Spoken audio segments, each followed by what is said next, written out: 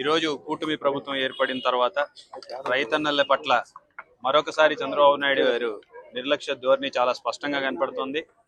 ఒకవైపు అన్నదాత సుఖీభవ అని చెప్పేసి పథకం వచ్చిన మొదటి ఏడాది నుంచే ఇస్తానని చెప్పడమే, మరి ఈ రోజు సంవత్సరం 3 నెలల కాలం అయిన తర్వాత కూడా 40,000 రూపాయలు రావాల్సిన చోట కేవలం 5,000 ఇచ్చేసి చేతులు దులుపుకున్నటువంటి పరిస్థితి మనం చూస్తున్నాం.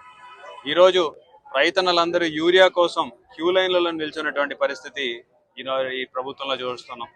మరి క్యూ లైన్ లో నిలవడమే కాకుండా వీళ్ళందరూ ఒక పార్టీకి చెందిన వాళ్ళు లేకపోతే ఒక వర్గానికి చెందిన వాళ్ళని చెప్పేసి విభజిస్తూ, ఒక బ్రిటిష్ వాళ్ళు ఎట్లయితే విభజించి పాలించినారో ఈ రోజు ప్రతి గ్రామంలో కూడా తెలుగుదేశం నాయకులు అదే అవలంబిస్తున్నారు. మేము కేవలం ప్రతిపక్షం కాబట్టి అధికార పక్షం మీద దుమ్మెత్తి పోస్తున్నామని కేవలం మాటల ద్వారా అందరూ విమర్శిస్తుంటారు. కాబట్టి అందుకనే సాక్ష్యాల ద్వారా తీసుకొచ్చి ఈ రోజు జేసీ గారికి కూడా చూపించడం జరిగింది.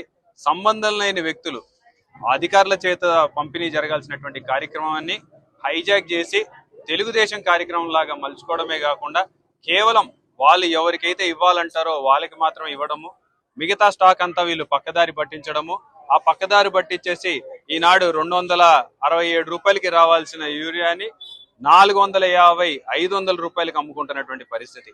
అంటే దేన్నైనా సరే అక్రమార్జనకి మాకు ఏదానికి అడ్డు అదుపు లేదన్నట్టుగా ఆఖరికి రైతులకు చెందిన యూరియాని కూడా పక్కదారి పట్టిస్తూ ఈరోజు వీళ్ళు చేస్తున్నటువంటి వ్యాపారాన్ని ఈరోజు జేసీ గారి దృష్టికి కూడా తీసుకొచ్చాం.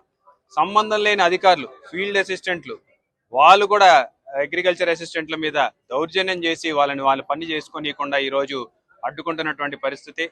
ప్రతి గ్రామంలో కూడా ఆ పరిస్థితి చూసినాం. కనీసం లోడ్ కూడా దించకుండా బండి మీద నుంచే ఈరోజు స్టాక్ ఎత్తుకుపోతున్నటువంటి పరిస్థితి. ఇంత నీచంగా గతంలో ఎప్పుడు కూడా రైతులు అనుభవించిన పరిస్థితులు కనపడలేదు. మరి ప్రతిసారి జరిగేటువంటి ప్రశాంతంగా జరగాల్సినటువంటి ఈ కార్యక్రమం పూర్తిగా ఒక తెలుగుదేశం పార్టీ ఒక నాయకులు చేస్తున్నటువంటి తప్పిదం వల్ల ప్రజలందరూ ఇబ్బంది పడాల్సిన పరిస్థితి, రైతన్నలు ఇబ్బంది పడాల్సిన పరిస్థితి. రైతన్నలు ఇబ్బంది పడితే చివరాఖరికి మళ్ళీ ప్రజలందరూ ఇబ్బంది పడాల్సిన పరిస్థితి. కాబట్టి మేము ఈరోజు మా రైతన్నలందరి తరఫున ఇక్కడికి రావడం జరిగింది, మెమరాండం ఇవ్వడం జరిగింది. మా ప్రియతమ నాయకుడు జగన్మోహన్ రెడ్డి గారి ఆదేశాల మేరకు రాష్ట్ర వ్యాప్తంగా కూడా అందరం కూడా రైతన్నల కోసం ఈ రోజు కలెక్టరేట్ దగ్గరికి వచ్చి జేసీ గారికి, కలెక్టర్కి రిప్రజెంటేషన్ ఇవ్వడమే కాకుండా వారి మీద యాక్షన్ తీసుకోమని చెప్పడం కూడా కోరడం జరిగింది.